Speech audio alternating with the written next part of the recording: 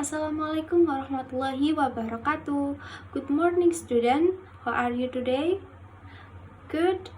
I'm fine too, thank you. So, today we have discussed about descriptive text atau dalam bahasa Indonesia disebut teks deskriptif. Apakah sebelumnya di antara kalian pernah mendengar atau sudah tahu apa sih itu descriptive text?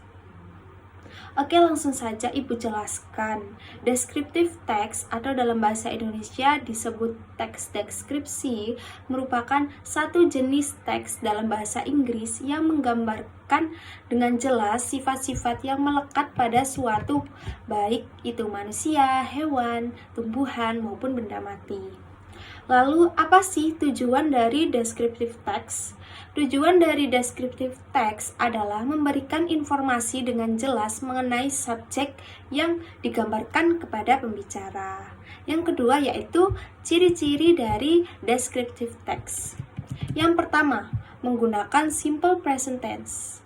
Descriptive text menggunakan simple present tense karena kita akan mendeskripsikan fakta-fakta yang melekat pada sesuatu objek. Dan salah satu fungsi dari simple present tense sendiri adalah untuk menunjukkan suatu fakta atau kebenaran. Misalnya, Bu Guru ingin mendeskripsikan mengenai tempat tidur Bu Guru. Maka bisa menggunakan kalimat "The color of my bedroom is brown".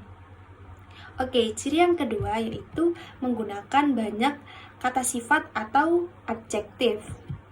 Karena fungsi dari tes deskriptif adalah untuk memberikan informasi dengan menggambarkan suatu objek yang dideskripsikan, maka dalam descriptive text akan banyak dijumpai kata sifat atau adjektif. Contohnya adalah big, small, colorful, high, beautiful, dan lain sebagainya.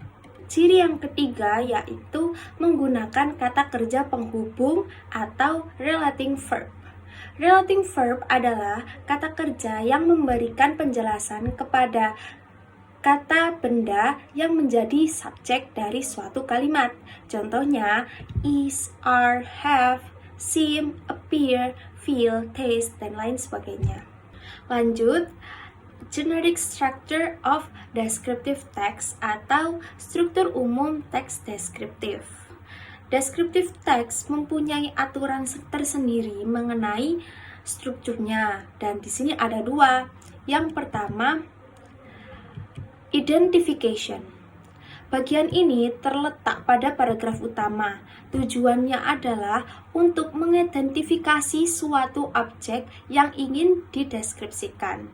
Identification berfungsi untuk memperkenalkan kepada pembaca tentang objek yang akan kita jelaskan sebelum kita memberitahu tentang lebih rinci mengenai objek tersebut kepada paragraf berikutnya.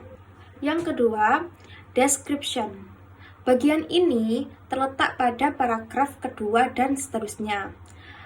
Isinya itu tentang sifat-sifat yang melekat pada sesuatu yang sudah kita kenalkan pada pembaca pada paragraf pertama. Oke, itu tadi pemaparan dari descriptive text. Saya kira kalau dari kalian semua sudah paham kan apa sih itu descriptive text dan bagaimana cara membuat descriptive text. For homework, please make a descriptive text with a free time according to the things around you. Jadi, kalian harus membuat contoh satu teks deskriptif sesuai dengan hal-hal yang ada di sekitar kalian. Do you understood it? Okay, thank you.